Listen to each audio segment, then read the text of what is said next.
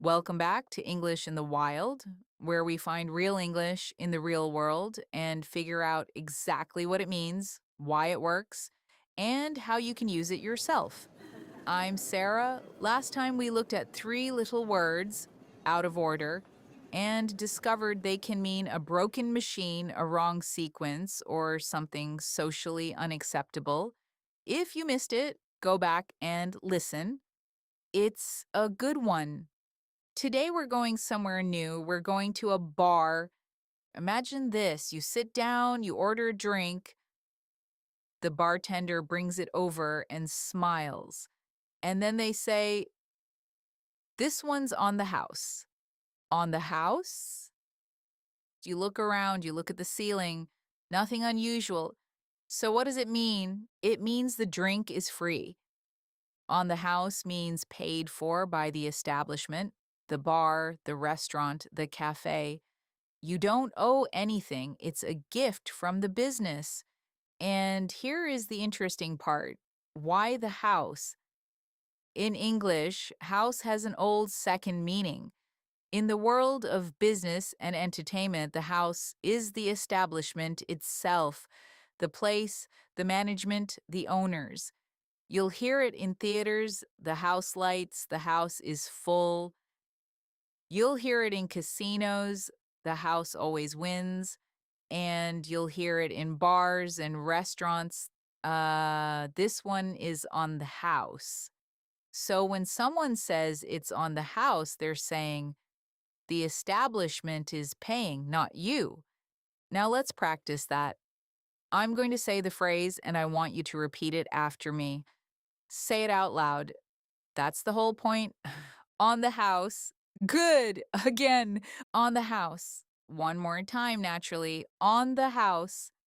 Perfect.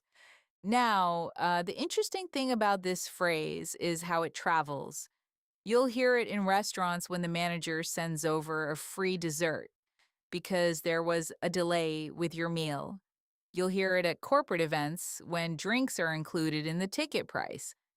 You'll even hear it used metaphorically. No, in an email, a colleague might say, "Don't worry about the cost, is on the house," meaning the company is covering it. It shows up everywhere once you know it. Let's look at a few example sentences. Sentence 1, the waiter brought us a plate of olives and said they were on the house. Sentence 2, the hotel gave us a free upgrade, completely on the house, because we had been waiting so long. Sentence 3, she told me not to pay for the coffee. It's on the house, she said, smiling. Now, here's something native speakers do with this phrase. They sometimes use it as a quick, warm offer, almost like a toast. Have one on us. That's a variation. On us, meaning on me and my people, we're paying. Same idea, slightly more personal. You might hear this between friends when one person insists on buying a round of drinks, and then there's on me, even more personal. This one's on me. I'll get it. It's on me. All three, on the house, on us, on me, share the same logic. Someone else is paying. You are the lucky one. Now, a quick quiz. I'll describe a situation and I want you to decide which phrase fits best. Situation 1. You're in a restaurant. The chef sends out a free starter because it's your birthday. What would the waiter say? The answer, this is on the house, because it's the restaurant, the establishment that's covering it. Situation 2, you're out with a friend. Your friend offers to buy the next round of drinks. What do they say? The answer, this one's on me, because it's a personal gesture, not a business one. Do you see the difference? On the house is institutional. On me is personal. Same result. Well, you don't pay, but the social meaning is different. So next time you're at a bar or a restaurant and someone leans forward with a smile and says, "This one's on the house," you'll know exactly what's happening. You're getting something for free and you've earned it. That's English in the Wild. Episode 2.